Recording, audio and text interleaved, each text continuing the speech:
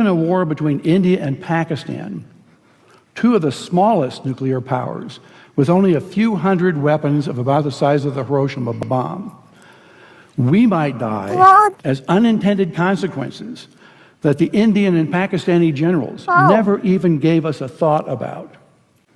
My colleagues, Luke Oman and Alan Roebuck, calculated the spread of smoke after a war between India and Pakistan. It only takes about 2 weeks for the smoke to cover the entire Earth. And it would rise to altitudes between 20 and 50 miles above the surface. At those altitudes, it never rains. The smoke would stay there for years. This farmer may be in Europe or in the United States, but many thousands of miles from Pakistan and India, is looking at the smoky sky above him and down at the crops that have died in his field from lack of light and cold temperatures.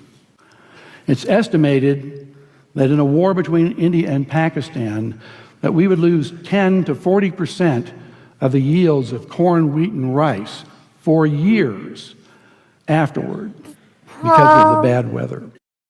The entire world only has enough food to feed the population for 60 days unless agriculture produces more food. Ira Helfand, a member of the Nobel Peace Prize-winning International Physicians for the Prevention of Nuclear War, has estimated that 1 to 2 billion people would die after a war between India and Pakistan of starvation. And after a full-scale nuclear war, temperatures would plunge below ice age conditions. We would be in a nuclear winter. No crops would grow. It's estimated that 90% of the population of the planet would starve to death, and civilization would be destroyed. And no one would be safe. Not those in countries with no nuclear weapons, not those in countries that didn't participate in the war, and not those on the other side of the planet from where the explosions occurred. No one would be safe. I bet you're not getting a warm and fuzzy feeling out of this talk. But we don't have to just keep plodding on like we have been, walking toward disaster.